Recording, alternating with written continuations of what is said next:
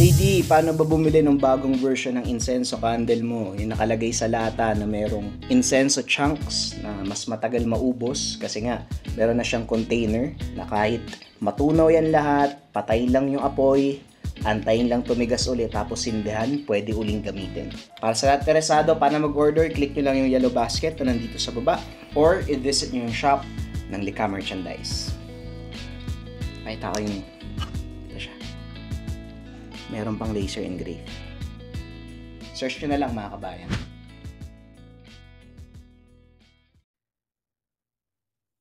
Ang kwentong ito ay hangong sa totoong buhay. Mula ito sa isa nating kabayan na itago na lang natin sa pangalang Lucio. Walang eksaktong taon, probinsya ng Antique. Minsan sa ating kasaysayan, naranasan ng mga tao ang pananalanta ng mga aswang.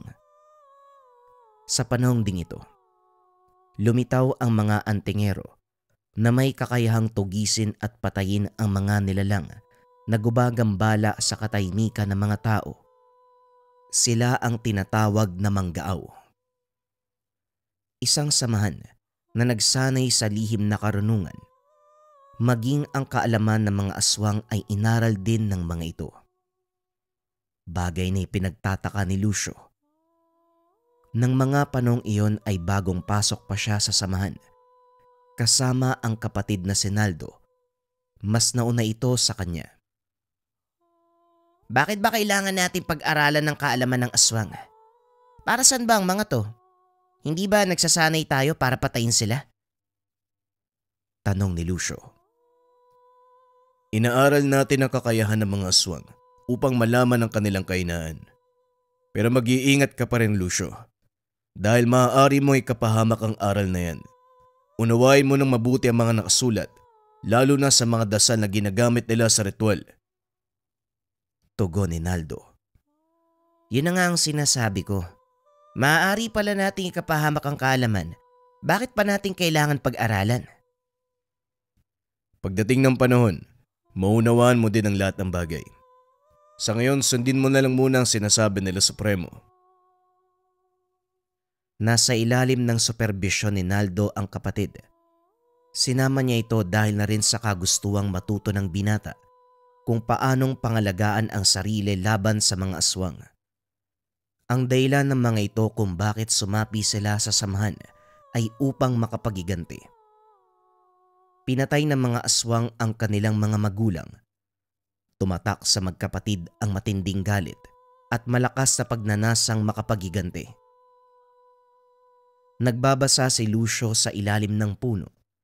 Napansin naman ito ni Mang Fernan, ang kinikilalang supremo at maestro ng magkapatid.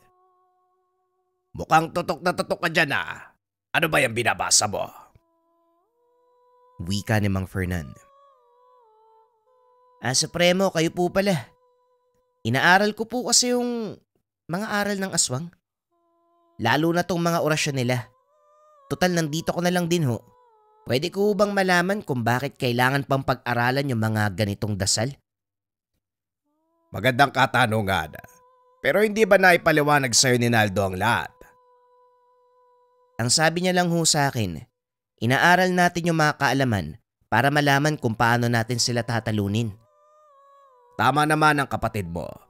Pero ang pangunahing dahilan kung bakit natin pinag-aaralan ang mga kaalaman nila ay upang malaman ang kanilang kahinaan. Kahinaan? Di ba dapat pugutan lang ng ulo yung mga yan? May mga aswang na kahit putulan mo ng ulo, may kakayahan pa ring mabuhay. Kaya nakasalalay sa kanilang orasyon ang kanilang lakas. Hinahayaan ko kayong pag-aralan ng bawat aspeto ng lihim na karunungan nang sa ganon alam nyo kung saan kayo aatake. Siguro naman sapat na ang lakas ng mutya ko para makapatay ng isang aswang. Hindi lang lakas ang kailangan natin sa laban, Lucio. Kailangan ding gamitan ng utak ang bawat laban. Natahimik ang binata. Sinara ang hawak na aklat. Tumitig ng malayo. Alam kong iniisip mo, bata. Palagi kong sinasabi sa inyo ni Naldo na wag mong hahayaang manaig ang galit sa puso dahil lalamunin ka nito at mawawala ang totoong dahilan kung bakit tayo nakikipaglaban. Isa lang ang dahilan ko, Supremo. May pagiganti ang mga magulang namin. Hindi kita masisisi kung yan ang nararamdaman mo. Pero tandaan mo ang sinasabi ko, Lucio. Anumang uri ng enerhiya ay pwede mong pakinabangan. Gamitin mo ang negatibong emosyon upang lumikha ng mabuting solusyon. Ang lalim ng Supremo. Pero salamat. Binigyan mo ako ng pag-iisipan. Sige, para hindi matutok ang isip mo sa negatibong bagay. Mauna na muna ako. May gagawin lang kami sa bayan. Kasama ko ang manong Naldo mo. Matapos makipag-usap, umalis na ang Ginoo. Patuloy na nagbasa ng aklat si Lucio hanggang sa hindi na nito namalayang papalubog na ang araw. Tumayo ang binata at nagpunta sa kubo. Nakamoy ito ng masarap na pagkain sa kusina at nakaramdam ng gutom. Bago pa man ito makapasok, natanaw niya si Mang Fernan na nagmamadaling pumunta sa kanyang kubo.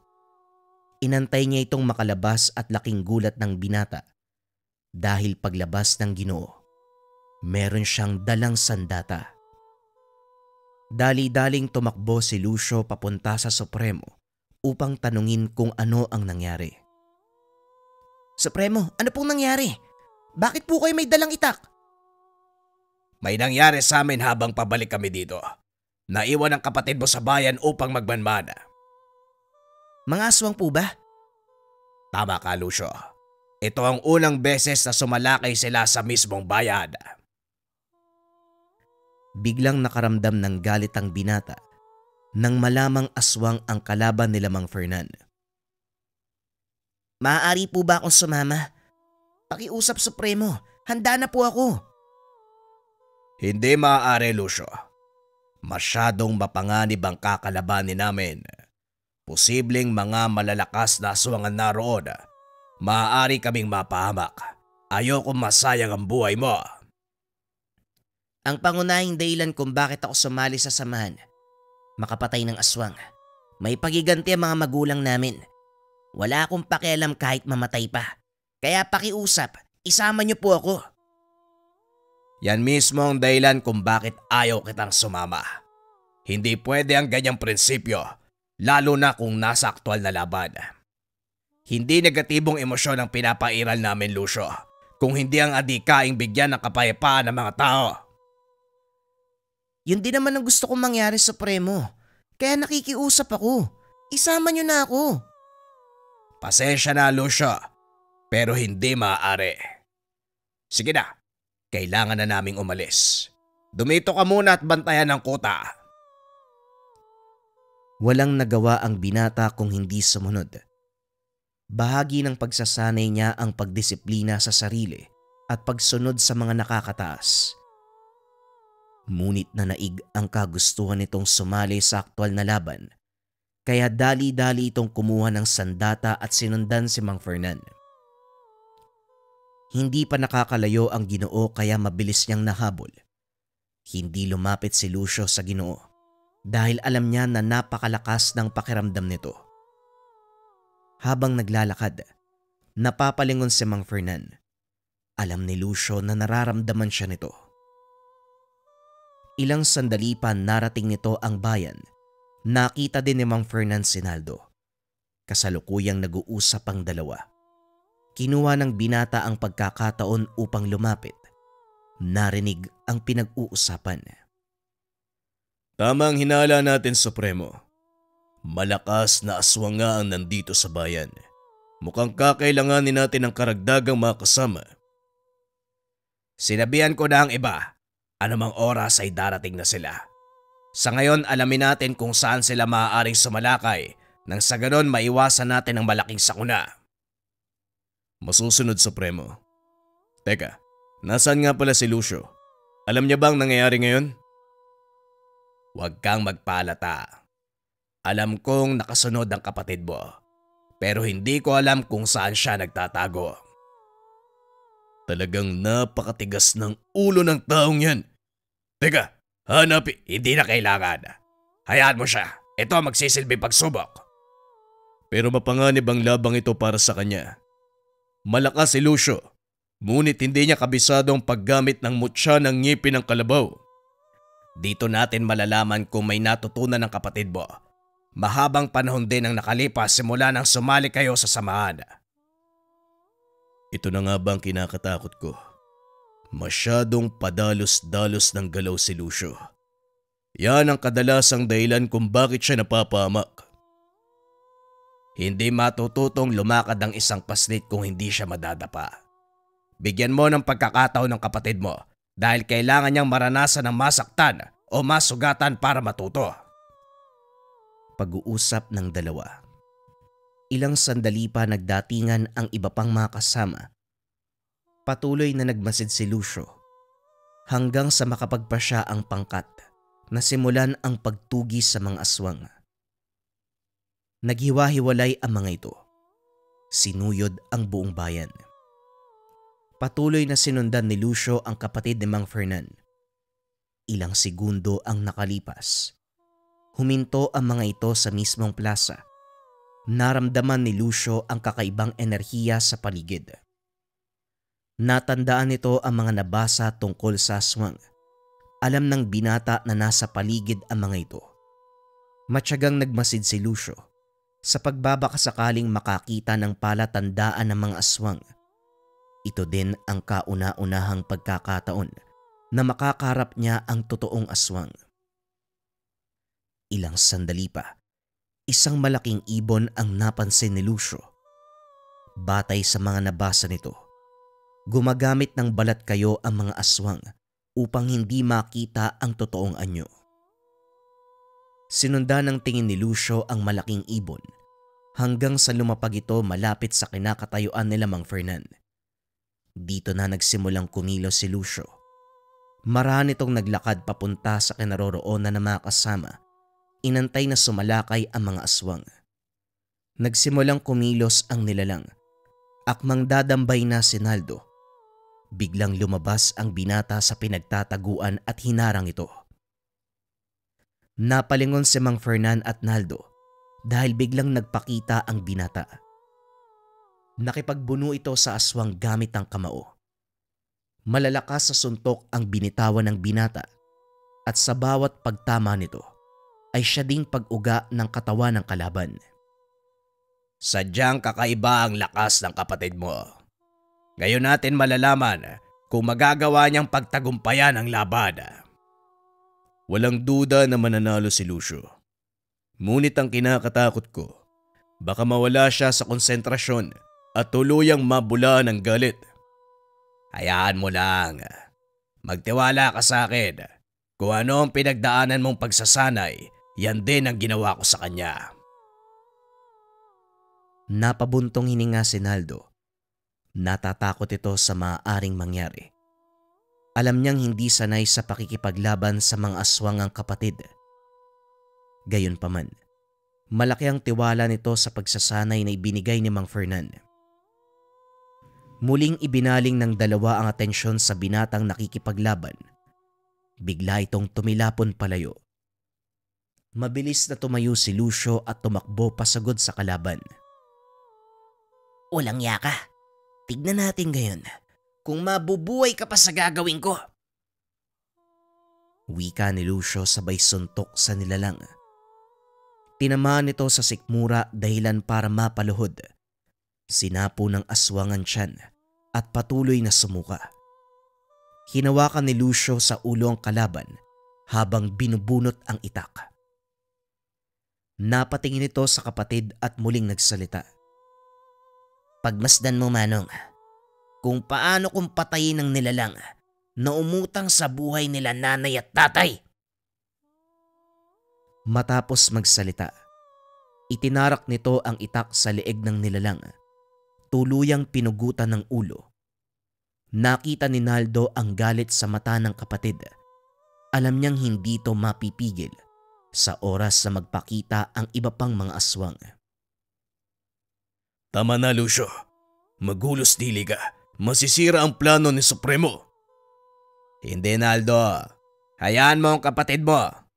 Gaya ng sinabi ko, ito ang magiging batayan kung may natutunan siya sa lahat ng itinuro ko. Wika ni Mang Fernan. Dahil sa nangyari, naglabasan ang mga kasama ng aswang na pinatay ni Lucio. Pinaikutan sila ng mga ito. Dali-daling bumunot ng sandata si Naldo. Hinarap ang mga kalaban. Kaso nga lang laking gulat ng dalawa dahil biglang sinalubong ni Lucio ang mga ito.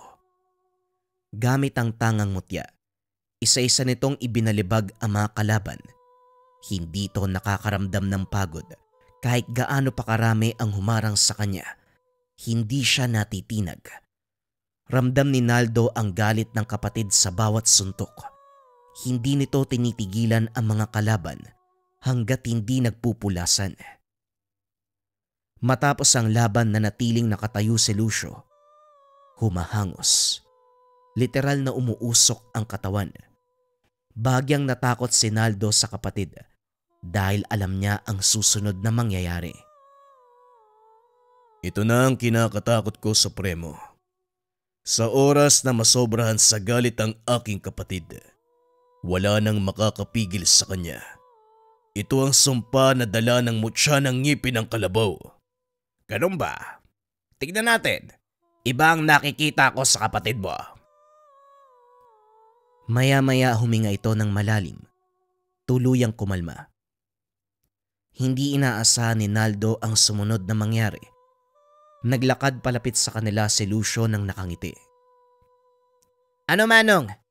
Naniniwala ka na ba? Hindi na masama. Bahusay, Lucio. Pinatunayan mo lang na estudyante nga kita. Magaling ang ginawa mo. Kailangan lang ng kaunting kontrol pero magaling ka. Kahit papano nagawa mong makipaglaban nang hindi pinangungunahan ng galit. Sinabi ko naman sa iyo, Supremo, na kaya ko makipaglaban sa mga aswang. Kailang tong walang bilib sa akin eh. Alam ko ang taglay mong lakas. At walang pagdududang mananalo ka sa laban sa mga aswang. Ngunit ang kinakatakot ko, pangibabawan ka ng galit at tuluyang lamunin ang isipan mo. Hindi yung mangyayari yun. Kahit papano, tinatandaan kong disiplinang itinuro nyo sa akin. At saka pasensya na po kayo kung sumunod ako kahit ayaw nyo. Ayos lang. Ang totoo niyan, alam kong susunod ka. Kaya minabuti ko na lang na gamitin ang pagkakataon para subukan ka. Ha? Alam niyong nakasunod ako? Oo. Alam ko rin kung saan ka banda nagtatago. O siya, bumalik na tayo sa kuta. Siguradong naroon na rin ang mga kasama natin. Hindi makaimik si Naldo dahil sa mga nangyari. Hindi niya inasahan na magagawang pagtagumpayan ng kapatid ang pagsubok ng kanilang maestro. Gayunpaman, masaya ang binata dahil sa wakas. Napatunayan ni Lucio na karapat dapat siya sa tiwala ng kanilang pinuno. Sa susunod na mga lakad, siguradong tayo na magkasama, kaya huwag kang pasaway. Opo, Manong. Huwag kang mag-alala, akong bahala. Nasa likod mo lang ako. Gayon din ako, Lucio. Gaya ng pangako natin, walang iwanan. Siyempre naman. Tayo na nga lang ang naiwang magkasama. Mag-iiwanan pa ba tayo? Halika na. Nagugutom na ako eh. Ano kaya makakain natin sa kusina? Sa pagdaan ng mga araw, kasama na si Lucio sa mga operasyon at sa pinagsamang lakas ng magkapatid. Maraming aswang ang napilitang umalis sa lugar. Sa pag-aakalang payapa na ang lahat, nagpa siyang magpahinga ang ilan sa kanilang mga kasama. Tanging si Lucio at Naldo ang naiwan sa kuta, kasama si Mang Fernan. Bakit hindi muna kayo magliwaliw? Tahimik naman ang bayan. Wala naman po kaming alam na pupuntahan eh. Isa pa, magsasayang lang kami ng oras. Mas mabuti na po yun nandito kami sa kuta para kahit papano handa tayo. Mamaya bumalik yung mga kalaban eh. Sa mga nangyari, malabong mangyari yon. Kung sakaling bumalik man sila, hindi lantaran gaya ng dati. Salamat sa inyong dalawa dahil tinubuan ng takot ang mga aswang. Ayoko lang din magpakampante, Supremo. Hindi natin alam ang galaw ng mga aswang na yan. Maaaring nag-aantay lang sila ng tamang pagkakataon para muling sumalakay. Tama si Manong Naldo, Supremo. Batay sa mga napag-aralan ko, hindi basta papalampasin ng mga aswang ang kahihiyang sinapit nila. Malaki na nga ang pinagbago mo. Umunlad ka pa lalo, Lucio. Magaling. Sa wakas, nagbunga din ang pagtuturo ko sa'yo.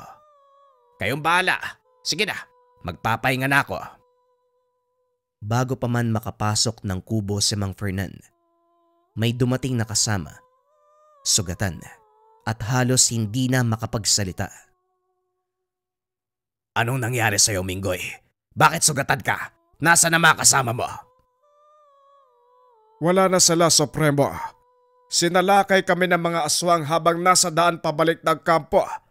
Napag-alaman namin, naghahanda sila sa pagsalakay dito. Natunugan ng mga lintik ang isa sa mga kasama ko. Napakadami nila. Higit ang bilang kaysa sa nauna. Kaya wala kaming nagawa.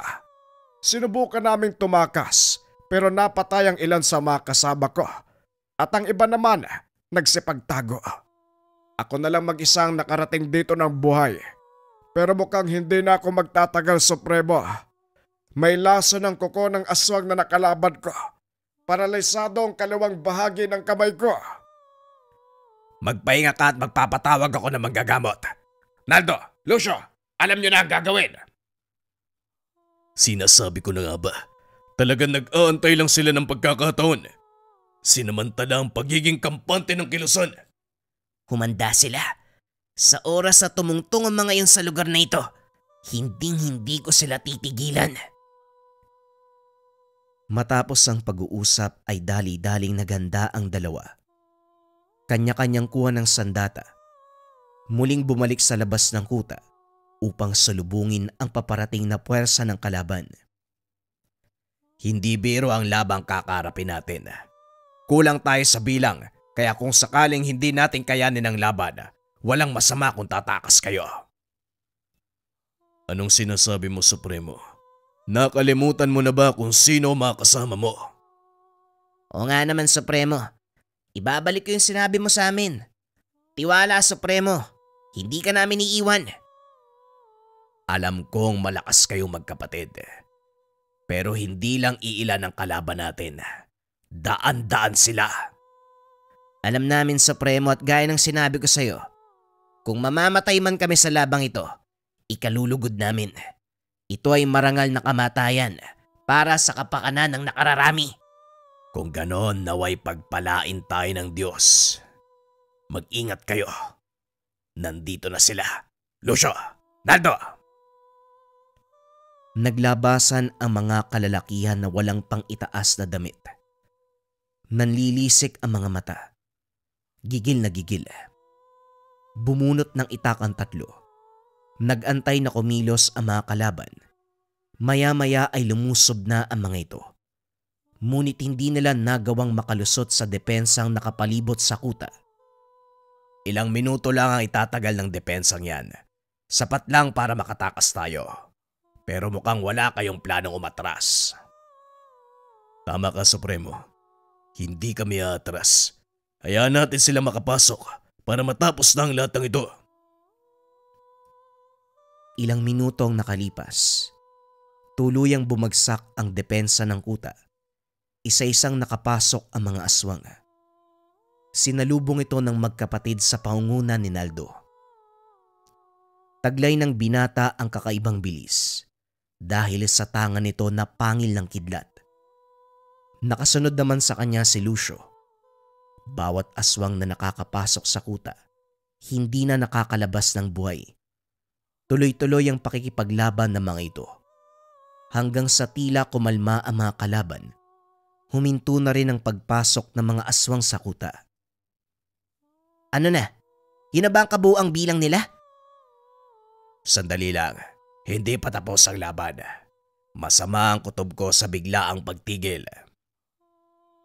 Yun din ang iniisip ko, Supremo. Humanda ka, Lucio. Mukhang may mas malakas pang darating. Maya-maya ay biglang nawasak ang bahagi ng koral na nagsisilbing harang ng kuta at 3 nilalang ang pumasok. Mukhang ito na ang pinakamalakas sa mandirigma. Sa palagay ko nga, mapapalaban tayo ng gusto dito. Sinugod ito ni Lucio. Malakas sa suntok ang binigay sa unang nilalang. Hindi naman nagpauli ang dalawa.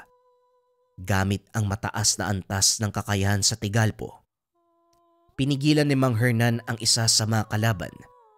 Samantalang si Naldo naman, hinarap ang isa pa. Hindi alintana ng 3 ang lakas sa taglay na mga kalaban.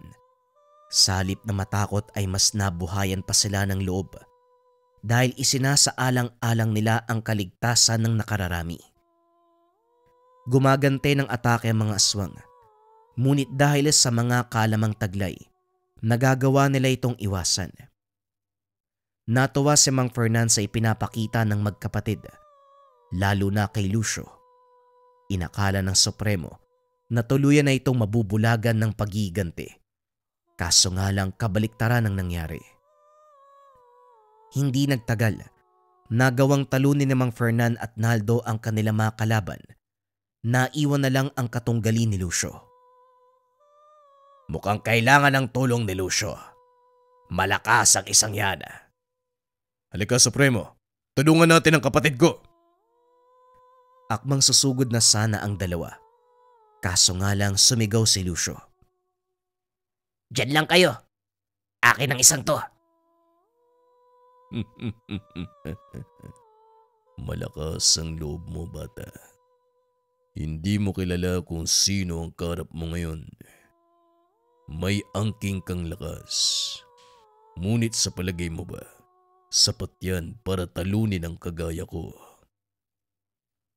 Nagawa akong pabagsakin na mas marami pang kauri mo. Kaya masisiguro ko, hindi ka na rin magtatagal. Ibahin mo ko sa kanila, bata. Ang mga nakaharap mo ay pawang pangkaraniwang aswang. Ako ang pinuno. Hindi ako malalagay sa ganitong posisyon kung wala akong sapat na lakas upang ilagay sila sa dapat kalagyan. Sinasabi mo bang ikaw ang pinakamalakas sa kanila? Bakit hindi natin subukan? Hindi yung puro kasalita. Muling sumugod si Lucio. Sunod-sunod na suntok ang binigay. Sinasalag ng kalaban ang mga atake ng binata. Ngunit nararamdaman nito ang tindi ng mga tama sa kanyang katawan. Bagyang umatras ang nilalang at sinapo ang braso. Anong problema? Akala ko ba ikaw yung pinakamalakas?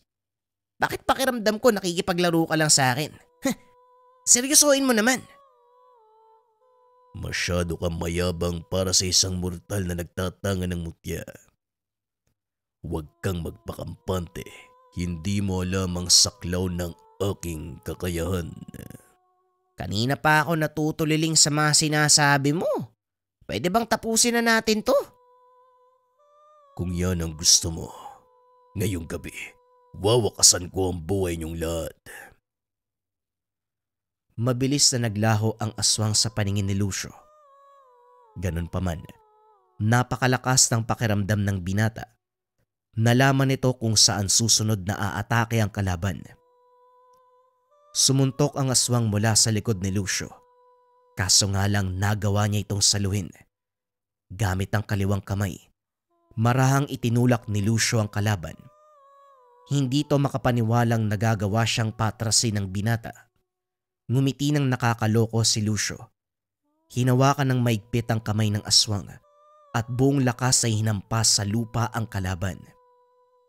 Ramdam ang pagyanig ng paligid nang tumama ang katawan nito sa lupa. Kung pangkaraniwang tao lang ang kalaban ni Lucio, malamang nagkandalasog-lasog na ang buto niya.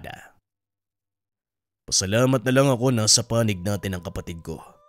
Nakakatakot ang lakas ni Lucio Supremo. Muling nabaling ang atensyon ng dalawa sa kalaban ng binata. Tumayo ito at muling sumugod. Sa pagkakataong iyon, binunot ni Lucio ang kanyang itak. Sinalubong ng taga ang kalaban. Tinamaan ito sa tagiliran, dahilan para mampahinto sa pagkilos. Biglang sumambulat sa lupa ang lamang loob ng nilalang. Ni Sainagap, hindi nito akalaing tatablan siya ng sandatang gawa sa tao. Ano, nagulat ka? Pasalamat ka, binigyan pa kita ng ilang minutong pagkakataon para mabuhay. Pero ngayon medyo napapagod na ako sa paglalaro eh. Tatapusin ko na to.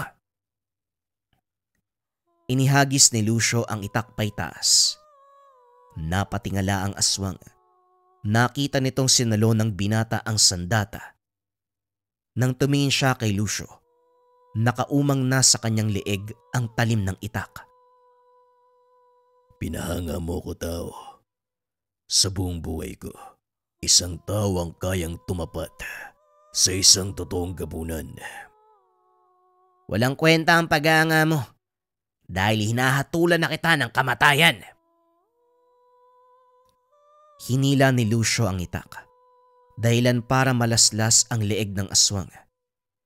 Ito ang tuluyang tumapos sa buhay ng nilalang. Dinampot ng binata ang ulo nito at tinaas. Naglabasan ang ilan pa nitong mga kasama at natakot nang makitang patay na ang kanilang pinuno. Isa-isang nagpulasan ang mga ito hanggang sa tuluyang naglaho. Sa wakas, naipagiganti ko si nanay at tatay. Pero hindi pa dito natatapos ang pakikipaglaban namin ni Manong. Asahan niyo, mas marami pa kaming buhay na masasalba. Matatahimik na kayo dyan sa kabilang buhay. Bagaman hindi nila nagawang ubusin ang mga aswang, isinumpa ng magkapatid na hindi sila titigil hanggat may mga nabubuhay na aswang at merong nagtatangka na sirain ang katahimikang kanilang pinangangalagaan. Ipinagpatuloy ng mga ito ang adhikain dahil alam nila na hindi mawawala ang mga aswang sa mundo. Ngunit kahit papano, malaki ang pasasalamat ng mga tao, hindi na malala ang panggagambala ng mga aswang. Masaya ang magkapatid sa kinalabasan ng kanilang sakripisyo. At sa paglipas sa mga taon, ipinasa ang mga kaalaman sa bagong henerasyon. Kaalaman na nagmula sa magkapatid na Manggaaw. Bagong kwento pa rin ang kasunod mga kabayan. Ito ay tungkol sa berdeng mutya ni Aling Basyang. Simulan na ang kwento. Ang kwentong ito ay hango sa totoong buhay. Mula ito sa isa nating kabayan na itago na lang natin sa pangalang Aga. Taong 1977. Samar. Maraming napapabalitang kwento tungkol sa samot-saring kaganapan sa Samar, lalo na kung pag-uusapan ay engkanto. Hindi na rin mabilang ang mga taong nakaranas ng kababalagan ng nasabing nilalang. Kabilang narito si Aga. Isang estudyante, napadpad sa lugar na kalaunan nakasaksi ng labanan sa pagitan ng matandang antingero at grupo ng mga tikbalang. Kakatapos lang ng unang semester sa kolehiyo, napagpa siya ni Aga na maglibang habang nag-aantay ng pasukan. Sakto namang nag-aya ang kaklase na umuwi sa pinanggalingang probinsya. Sumama hindi lang para magbakasyon, kundi para subukin ang paniniwala tungkol sa mga engkanto. Nakarating ng probinsya ng Samar dakong hapon. Sa liblib na bahagi ng sitio ang tahanan ng lola ng kaklaseng si Tisoy. Maligayang tinanggap si Aga, tinrato bilang apo. Kagad naglibot sa lugar. Pareho ang naisip ng dalawa. Ang magsaliksik sa kagubatan na sinasabing kinalalagyan ng pintuan papunta sa kabilang dimensyon. Alam mo, lumaki ako sa probinsyang to pero wala akong naranasan tungkol sa mga nilalang na ganyan. Nung binanggit mong gusto mong malaman kung totoo ba, aba, nagka-interest din ako. Ang sabi ng kaklase ko noon, nandito lang daw sa gubat yung lagusan eh. Ano, handa ka na ba? Wika ni Tisoy. Oo naman, kaya nga ako sumama sa'yo eh. Saan ba banda dito? Kanina pa tayo paikot-ikot, pero wala akong makita na kahit ano. Tapos parang bumabalik lang tayo. Pansin mo ba? Ilang beses na nating nadaanan yung kahoy na to. Napalitan ng kaba ang nararamdaman nang mapagtanto sa loob ng ilang oras na paglilibot. Umiikot lamang sila sa lugar. Nagpatuloy sa paglalakad. Naglagay ng mga palatandaan pero dito lamang dinadala ng mga paa kahit sa ibang direksyon dumaan.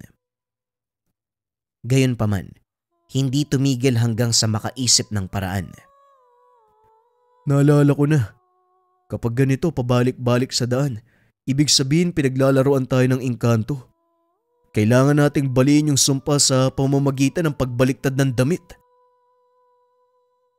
Kaagad ginawa ni Tisoy. Sa simpleng pamamaraan nakawala sa panlilinlang ng engkanto. Natawa ang dalawa sa naging resulta. Pero kagad napalitan ng takot ng bumungad ang isang binatilyo. Kakaiba ang datingan lalo na ang pagtitig. Hindi nagsasalita kaya nagtataka si Aga sa pakay nito. Sinubukan nilang kausapin pero tikom ang bibig. Kalaunan ay sumenyas. Walang ideya sa mangyayari pero sumunod. Nakarating sa nag-iisang kubo sa kalagitnaan ng kagubatan. Gawa sa kawayan, mula sa haligi hanggang sa dingding. Tagpi-tagping nipa naman ang bubong. Mula sa likurang bahagi lumabas ang isang matandang babae. Kagad silang tinitigan. Hindi nagtagal nagsalita. Narinig ko yung pag-uusap niyo mga iho. Gusto niyong hanapin ang lagusan. Ngayon pa lang ang maipapayo ko. Tumigil kayo. Kung ayaw niyong mapahamak, umuwi na kayo. Wika ng matandang babae. Lumapit sa kanya ang binatilyo at merong binulong. Tignan niyo na. Meron kaagad kayong nabulabog. Pinaglaruan pa kayo ng sumpa ng tikbalang.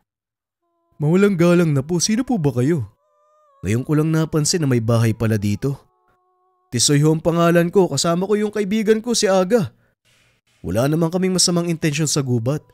Gusto lang namin malaman kung totoo ba'y nararanasan ng mga tao dito. Wika ni Tisoy. Pero kagad umayos nang mapansin ang reaksyon ng matanda. Mga walang muwang sa ganitong usapin. Kung akala nyo, tapos na ang pambibiktima sa inyo. Diyan kayo nagkakamali. Amanang, tama na po yung pananakot nyo. Oo, magpapaalam na kami. Malapit na magdilim, huli ka na Tisoy. Parang baliw yata yung isang yan. Kung sakaling muli kayong maligaw, huwag niyong kalimutang banggitin ang pangalang Basyang.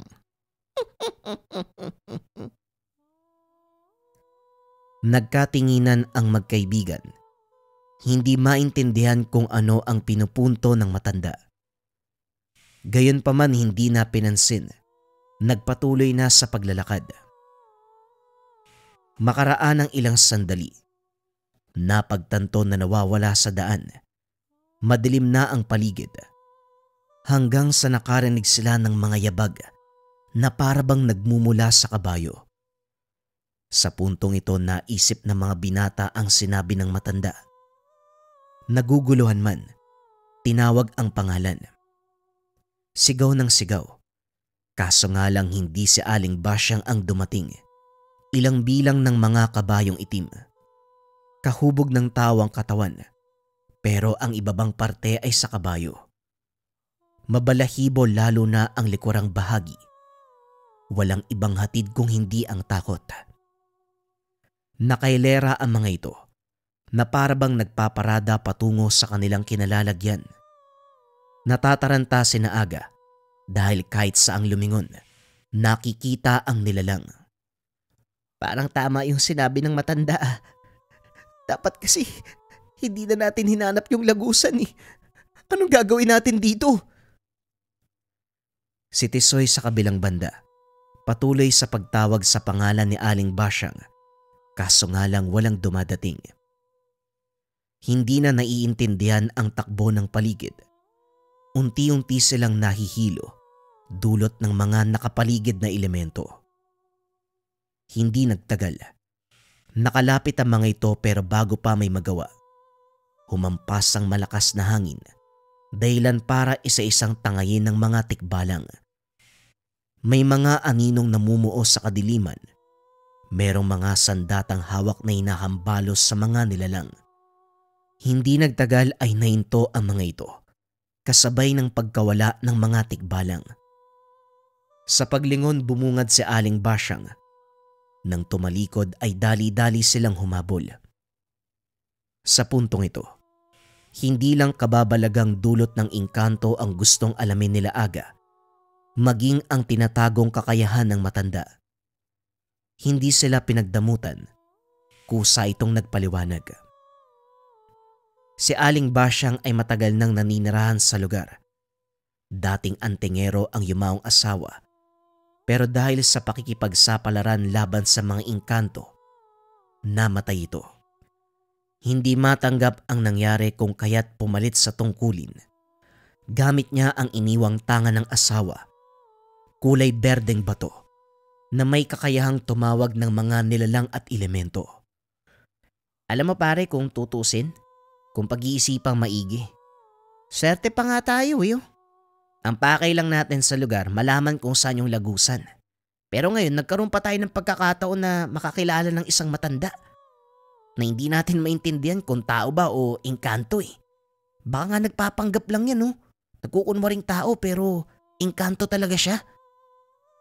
Hindi ko rin alam. Hanggang ngayon nahihiwagaan pa rin ako sa mga nangyayari. Pero ang pinakamahalaga, ligtas tayo. Binigyan sila ng espasyong matutulugan. Hindi ganon kalaki ang tahanan, pero kasya pa rin sa higa ang papag. Walang silid, katre lamang na nakapwesto sa bawat sulok. Sa oras ng pagtulog, abala sina Aga at Tisoy sa pagbubulungan. Pinag-uusapan ang mga ideya na gumugulo sa isipan. Walang sumita kaya nagpatuloy. Kaso paglipas ng ilang sandali, napansin ang mga anino na dumadaan sa harapan ng binata. Sinundan ito ng halinghingan ng mga kabayo. Sa pagkaalarma, pinuntahan si Aling Basyang. Hindi ito isang banta. Sadyang umaaligid sa tahanan ng mga tikbalang na yan. Huwag kayong matakot. Pagpaparamdam lang ang kayang gawin ng mga yan. Nababahala man, sinunod ang sinabi ni Aling Basyang. Kinaumagahan parehong puyat dahil hindi nakatulog. Oras ang binalingan bago natigil ang pagpaparamdam ng mga nilalang. Sa puntong ito, pinauwi sila ng matanda kaso lang ayaw ng dalawa. Gusto pang masaksiyan ang mangyayari sa susunod. Narinig nila ang usapan ng maglola, ang nalalapit na pagdating ng mga nilalang. Hindi laro ang kaganapan, kaya hindi nyo kailangan manood. Maaaring magdulot ito ng kamatayan. Umalis na kayo sa lugar bago bumalik ang mga tikbalang. Hindi ko alam kung kaya ko pa kayong protektahan. Hindi naman po kami mangingialam, Aling Basyang eh. Hindi po kami makakaperwisyo dito. Oo nga po, hindi po kami gagawa ng anong bagay na ikakapahamak. Napabuntong hininga na lamang si Aling Basyang. Alam niya rin sa kanyang sarili na hindi pwedeng umalis ang dalawang bata. Merong marka ang mga ito at siguradong mapapahamak. Kaya naman kinausap niya ang apo na nagngangalang Chris. Ito ang magbabantay kay Aga at Tisoy. Sa paglipas ng araw, nakalimutan ang buhay sa labas. Tuluyang nilamon ng kaisipan tungkol sa mga engkanto. Maayos na pinakikitunguan ni Aling Basyang kung kaya't walang naging problema. Unti-unti ring naintindihan ang galaw ng isang antingero Nasanay makinig ng iba't ibang salita mula sa matanda. Palaging nakikita ang pagdarasal. May mga natutunan din sila kay Chris. Mabigat ang presensya pero mabait naman. Biyasa sa paggamit ng sandata, madalas nagsasanay sa puno ng saging. Buong maghapon, hindi mapigilan ng dalawa na magpaturo. Kalaunan ay natutong humawak ng patalim. Ngunit nilimitahan ni Chris ang pagturo sa kanila. Nangangamba na baka sa paglabas ng lugar, gagamitin ng dalawa sa mali ang natutunan. Sa pagkakaintindi sa mga ito, nauuna ang pagiging hambog. Ugali na madalas naglalagay sa alanganin. Hanggang dito lang ang pwede ko ituro sa inyo. Pwede na kayong bumalik sa loob. Nakahanda ng panangalian. Sa buong maghapon ay nakinig sila sa istorya ni Aling Basyang. Isinalaysay ang buhay antingera at pakikipagsapalaran sa mga engkanto. Sa katunayan, naging mortal na kaaway ng pinagmulang angkan ang lahi ng mga tikbalang sa kadailanang winasak ng mga ninunong albularyo ang karian. Nag-ugat sa mga pasyenteng palaging binibiktima ng nilalang. Kahit anong pakiusap ng ninuno, ayaw tantanan ang mga tao, kaya naman ginawa ang plano. Daan-daang tikbalang ang nasawi sa naganap na labanan. Bilang paghiganti, isinumpa ang kanilang angkan na hindi lilipas ang henerasyon nang hindi nararanasan ang kalupitan. Naputol ang kwento ng may dumating. Sa kabila ng pagiging tao, hindi malilinlang ang mata ng antingera. Ang matandang karap, isang tikbalang na nagbabalat kayo. May inalok pang pagkain na kagad tinapon ni Aling Basyang. Nang matapon sa lupa, bumungad ang totoong itsura. Nakakalason na iba't ibang uri ng ugat. Matalas talaga ang mata at isipan mo, Basyang. Hindi kagaya na Tiburcio. Madaling malinlang. Ang lakas ng lobong pumarito. Nandito ako dahil sa dalawang binatang nambulabog sa aming pagpapahinga. Inabangan namin sa gubat pero hindi na dumaan. Alam kong ikaw ang tumulong sa kanila. Alam mo ang batas ng kalikasan. Kung ayaw mo ng gulo, ibigay mo sila sa akin. Hindi mo ko madadaan sa paninindak mo. Wika ni Aling Basyang. Inilabas ang patalim. Nagkarga ng orasyon. Kaso nga lang hindi natinag ang nilalang. Hindi nagtagal. Dumagungdong ang naglalakasang yabag ng mga kalahi. Mararamdaman ang pag-iba ng hangin. Alam mo ang ugali namin, Basyang. Kung sino man ang nanggulo sa aming lahi, hindi na dapat mabuhay. Pag-isipan mong maigi ang susunod mong hakbang. Hindi sumagot ang matanda. Hinawakan ang tangan. Tinawag ang mga nilalang at elemento. Makikita sa lugar ang iba't ibang uri ng nilalang. Ang itsura nila ay mahalintulad sa iba't ibang ugat ng mga puno. Nagkokorte ng isang figura na maaaring lumaban sa mga tikbalang. Hindi nagtagal, nagsimula ng magbuno ang dalawang panig. Tumagal lamang sa loob ng ilang sandali ang laban. Pinaluputan ng iba't ibang ugat ang mga tikbalang hanggang sa tuluyan silang nilamon ng lupa. Kailangan na nating pauwiin ng mga binata, Lola. Matindi ang banta sa kanilang tikbalang. Hindi titigil ang mga yan hanggat hindi napapatay ang dalawang bata.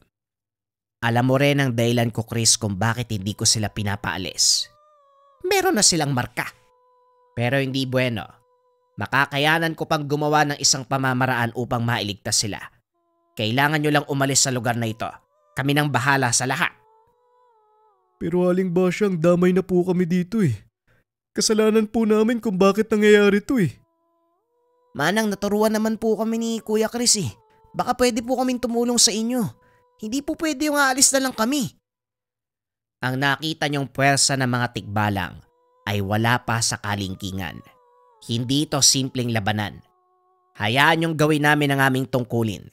Umalis kayo sa lugar na ito kung gusto niyo pang mabuhay. Labag man sa kalooban ng dalawa, umalis sila sa lugar. Sinimulan ni Aling Basyang ang ritual upang mabigyan ng proteksyon ng mga ito. Pagdating nila sa tahanan, samot-saring pagalit ang natanggap sa lola ni Tisoy. Ilang araw na silang hinahanap. May usap-usapan na kinuha sila ng engkanto sa gubat. Mabilis na nagpaliwanag ang dalawa. Sinabing nanuluyan sa kabilang bayan. Nagkatuwaan kung kaya't hindi nakauwi. Nakumbinsi ang matanda at hindi na nag-usisa. Magmula nang umalis sa poder ni Aling Basyang, hindi maiwasang mag-alala sa kalagayan nito, lalo na si Aga na planong bumalik sa lugar. Nababaliw ka na ba? Pinaalis na nga tayo para mabuhay tayo eh. Tapos gusto mo pang bumalik? Hindi tayo kagaya ng dalawa. Hindi normal ang mga tao yung mga yun. Mamamatay tayo dun. Hindi ka ba nakukonsensya? Narinig mo yung sinabi ng tikbalang oh. Kasalanan natin kung bakit sila nandun sa lugar. Wala naman tayo magagawa eh. Mamaya yung pagpunta natin dun, yung pa'y maging dahilan para lalong mapahamak yung dalawa. Napabuntong hininga si Aga. Sang-ayon siya sa sinabi nito, pero mas nangibabaw ang pag-aalala. Hindi na ito tungkol sa pagnanais na matunto ng lagusan patungo sa ibang dimensyon. Subalit hindi rin malinaw sa sarili kung bakit gano'n na lamang ang kagustuhang bumalik. Nang makapagpa siya, walang pasabing tinahak ang daan patungo sa tahanan ni Aling Basyang. Nakarating siya sa kalagitnaan ng pagdarasal. Tahimik na naupo sa tabi. Pinapanood ang buong proseso. Iba't ibang salita ang narinig mula sa bibig nito. Unti-unti siyang nagkakaroon ng interes sa gamit.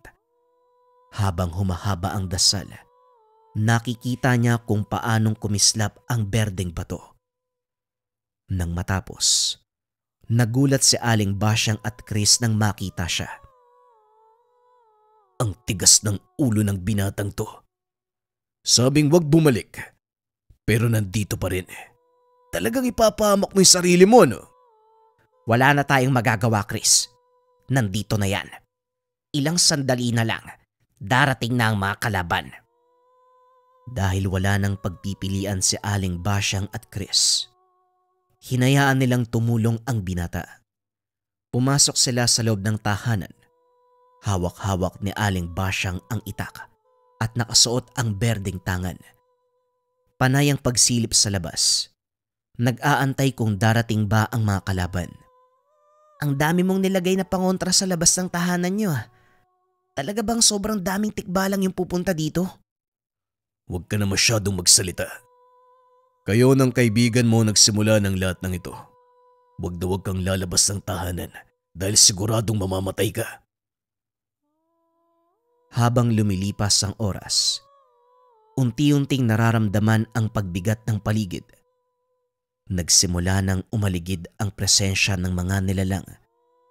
Ilang sandali pa, pinatay ang mga gasera. Hindi nag-iwan ng anumang ilaw sa loob ng tahanan. Inabutan ng patalim at pangontrang langis si Aga. Kung sakaling magkagulo, huwag kang magdadalawang isip na lumaban. Teka sandali, saan pupunta yung lola mo? Bakit siya lalabas? Nasa labas ang kalaban, wala sa loob. Dito ka lang. Huwag na huwag kang aalis. Huwag kang magpapalinlang sa mga elementong nakapaligid. Sumunod si Chris sa labas. Samantala naiwan sa loob si Aga. Panay ang pagsilip upang malaman ang nangyayari. Pagdaan ng ilang sandali, naaninag sa dilim ang nanlilisik na mga mata. Sinundan ng mga halinghing, palakas ng palakas. Maririnig ang mabibigat na yabag ng paa. Hindi nagtagal lumitaw na ang mga nilalang. Masyado niyong pinaninindigan ang pagbabantay ng lantawan. At ngayon, maging ang dalawang binata na wala namang koneksyon sa inyo.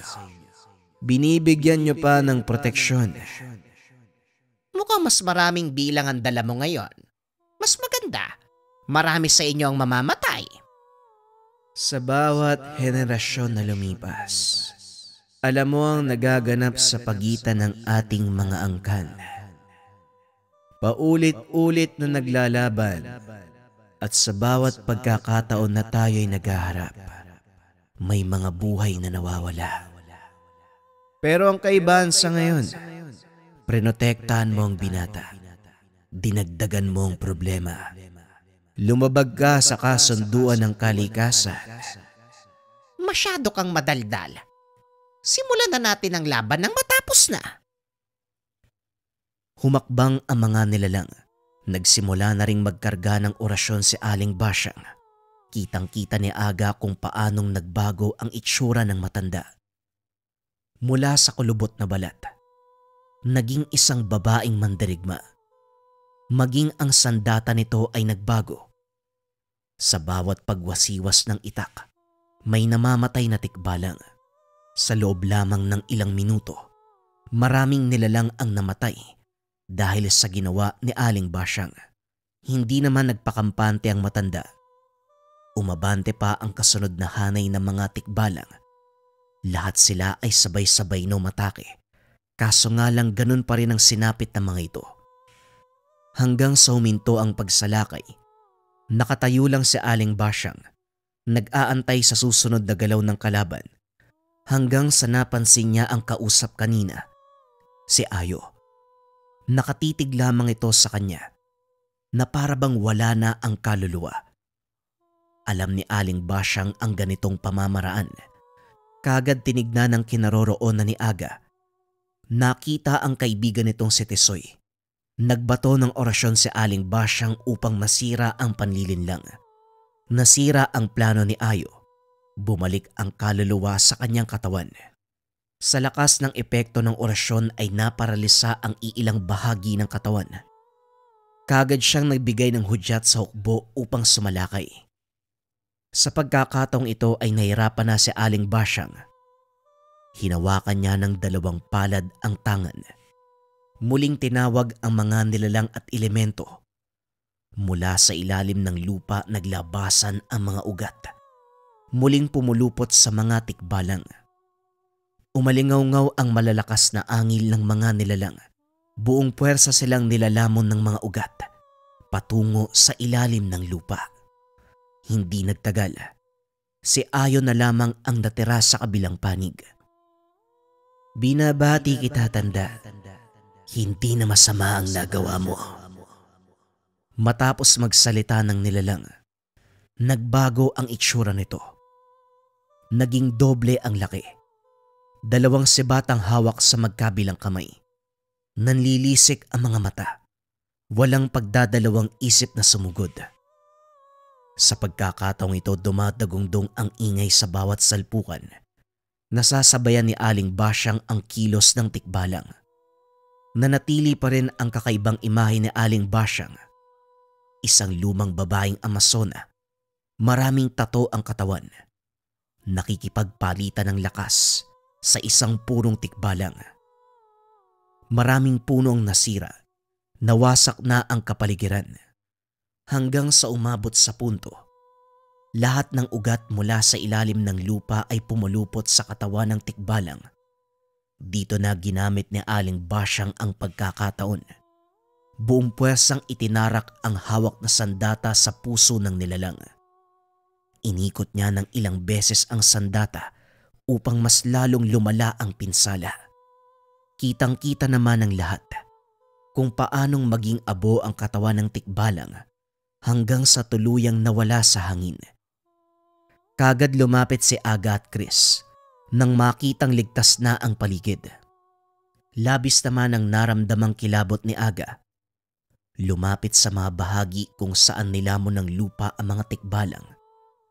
Wala na ang katawan pero makikita pa rin ang bakas. Matapos ang kaganapan, kinausap si Aga. Kinumbinsiing lisanin ng lugar at bumalik sa pinanggalingan. Sumunod ito dahil wala nang rason para manatili. Nasaksiyan niya ang labanan sa pagitan ng hindi pangkaraniwang nilalang at ng tao. Pagdating sa tahanan na abutan si Tisoy, naghahanda na sa pagbalik ng Maynila. Nakatanggap siya ng malakas na batok dahil sa pag-aalala. Ang totoo, sinundan sa kagubatan nang mapagtantong nawawala siya. Kaso nga lang hindi na nakita ang tahanan ni Aling Basyang. Sa takot na maligaw, bumalik na lamang sa bahay at nag-antay. Ano ba kasing pinagagawa mo? O ano, may napala ka ba? Wala eh. Wala namang nangyari. Palusot ni Aga. Naganda na ang dalawa. Sabay na lumuwas pa Maynila. Ilang araw na bakasyon. Balik eskwela na naman. Ganun pa man, hindi pa rin makapaniwala ang binata sa naging karanasan. Higit pa sa inaasahang marat ng kaganapan. Sinubukang bumalik, pero wala na sa kagubatan sina Aling Basyang. Kahit si Tisoy na nagdala sa kanya sa lugar, hindi alam ang kanyang nasaksiyan. Nanatili itong sekreto, nanatiling alaala, nang minsan niyang masaksiyan ang isang matandang antingera na merong mutya na kulay berde, si Aling Basyang. JD, paano ba bumili ng bagong version ng insenso candle mo? Yung nakalagay sa lata na merong insenso chunks na mas matagal maubos kasi nga meron na siyang container na kahit matunaw yan lahat, patayin lang yung apoy, antayin lang tumigas ulit tapos sindihan, pwede uling gamitin. Para sa lahat interesado, paano mag-order, click nyo lang yung yellow basket na nandito sa baba or i-visit nyo yung shop ng Lika Merchandise. Pakita ko yung ito siya. Meron pang laser engrave. Search nyo na lang mga kabayan.